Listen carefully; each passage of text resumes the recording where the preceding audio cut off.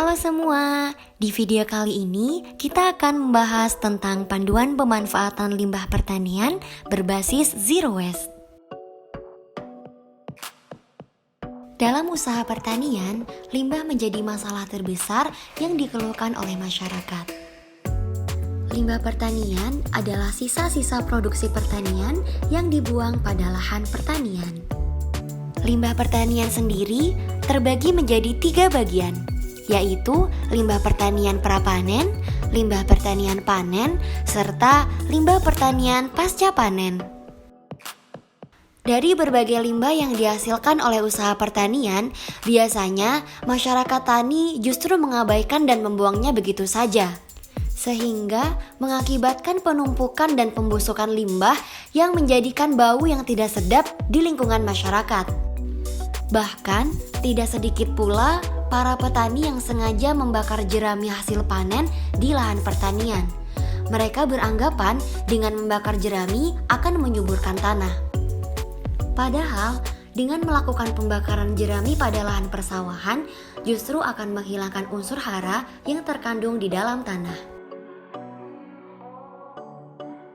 Berbagai permasalahan limbah tersebut dapat kita atasi dengan model pertanian Zero Waste. Model pertanian Zero Waste merupakan model pertanian yang tidak membiarkan hasil olahan pertanian menjadi limbah atau sesuatu hal yang tidak bermanfaat.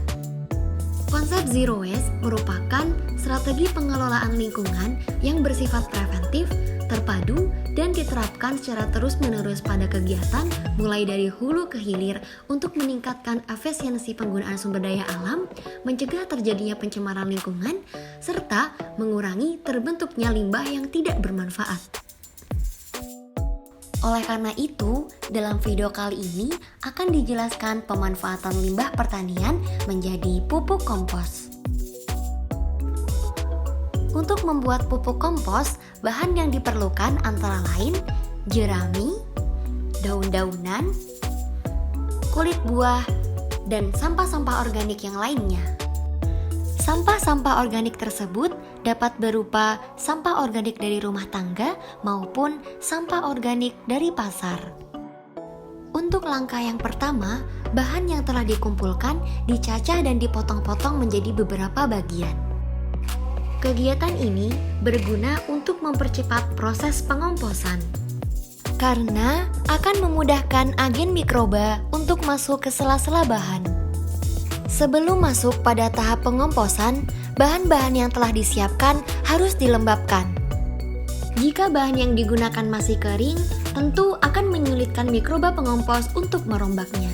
Kemudian, untuk mikroba pengomposnya, kita dapat menggunakan bahan-bahan yang sudah dijual di pasaran atau dapat kita sebut dengan dekomposer. Selain dekomposer, ada juga yang disebut dengan mol, mikroorganisme lokal. Mol juga dapat digunakan dalam tahap pengomposan ini. Jika bahan-bahan pokok yang dibutuhkan sudah terkumpul, maka proses pengomposan siap untuk dilaksanakan. Proses pengomposan sendiri harus memiliki tempat minimal 1 meter kubik. Hal ini bertujuan agar memunculkan panas. Adanya panas sendiri merupakan pembeda antara pembusukan dengan pengomposan.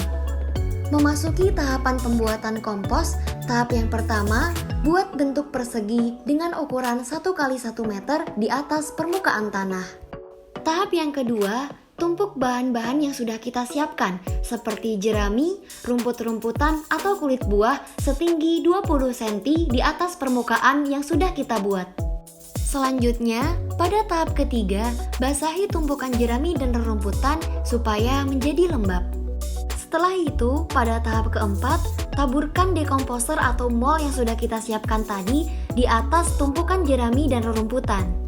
Setelah itu, ulangi langkah 1-4 hingga ketinggian 4 lapisan tumpukan jerami tersebut mencapai minimal 1 meter. Kemudian, pada lapisan terakhir, basahi dengan air.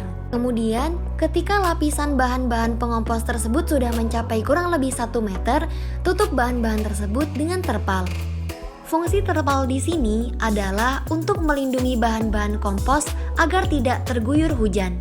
Karena apabila terlalu lembab justru akan menghambat pengomposan.